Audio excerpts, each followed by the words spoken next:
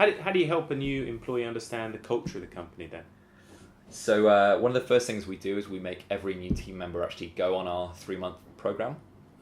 So even though the program, we designed it for people living with type 2 diabetes, and the program's actually helpful for anyone looking to make a lifestyle change, if you want to change your eating habits or change your relationship with food. Mm-hmm. So we have everyone go on the program, even if they're perfectly healthy, and it helps them understand that the whole culture of the program and company is built on making sustainable changes that you can do for the rest of your life. Mm-hmm. No quick fixes, no fad diets. So going on the program basically sets that right to their core. That's one thing we do. And we very recently were very explicit about the traits that we expect people to show when they're working in the company. Mm-hmm.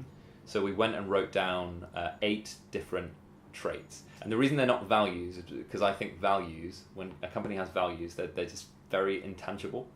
How do you action a value? Like honesty. How do you action honesty? So we did something different. We laid out 8 traits, and those traits are things like impactful, they're things like thought leader, they're things like resilient. They're things that you can actually be and do, with examples that you can put to each one. Mm-hmm. And then the other thing we do is we refer to them a lot. They say that one of the best things you can do as a CEO is repeat yourself often.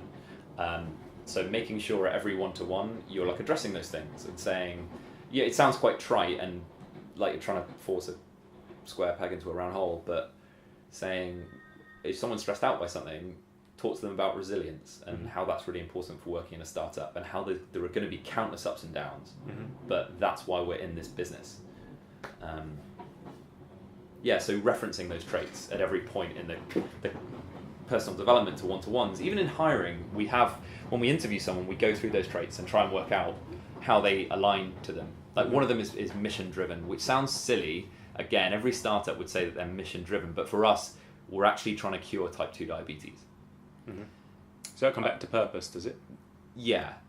If they're in this to make money, this is the wrong business for them to be in. Mm-hmm. So we know from within, well, I shouldn't give the game away for anyone that might be listening to this and interviewing, but you can see quite early on whether or not that is important to someone or whether or not they're faking it. Understood. What's the one mistake you witness leaders making more frequently than others? So if you try to, this is an example because I'm guilty of this, trying to kind of hold on and control things mm-hmm. As the business starts to scale. Again, I can only really talk about my locus, but you do get to the stage where you have built a team and the team should be doing those things, and you should be making sure that people are doing the right things in the right way. If you try to hold on to everything, then again, it will lead to burnout. So like learning to let go and hiring the right people so that you can let go is really important. How do you think you see your industry now changing in the future, particularly in this market over the next few years, and how do you think that will also affect your ability to attract and retain the right talent for you? So there's a bit of a move in healthcare to be moving away from products and drugs to be moving to services. And all of that is because healthcare is moving a bit more towards prevention mm-hmm. and the fact that, well, let's try and stop people getting sick to begin with. Mm-hmm. With that, there's also this move into digital.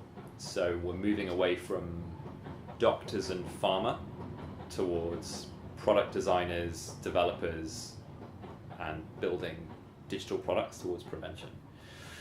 So what that does mean is that we're a digital tech company, and the market for a developer or someone technical has gotten really, really fierce in London.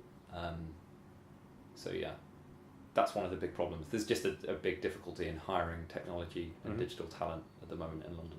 If you had your time again and were giving your 20-year-old self advice, what's the one thing that you would say? I would tell my 20-year-old self to stop wasting your time doing all this other stuff and to go build a company. So I'm 30 now. So my 20-year-old self, it wasn't that long ago, but I messed around a lot, doing things that I thought were important because other people had told me that they were important. And I kind of learned that there aren't really any rules. You don't need to go and do those things. So, for example, my parents told me that I naturally am a technical person, and I've been building computers since I was a kid. I wanted to go study computer science. My parents told me not to because everyone was going to study computer science, and that was the job market was going to be too flooded with people. And this is like 2005. This is going back quite a long time, and obviously they were proven quite heavily wrong. Also, everyone at my university, all of them were going into London city jobs, into consulting, accounting, banking, and all of that. And so I went and became a consultant, and I did that for like 2 or 3 years.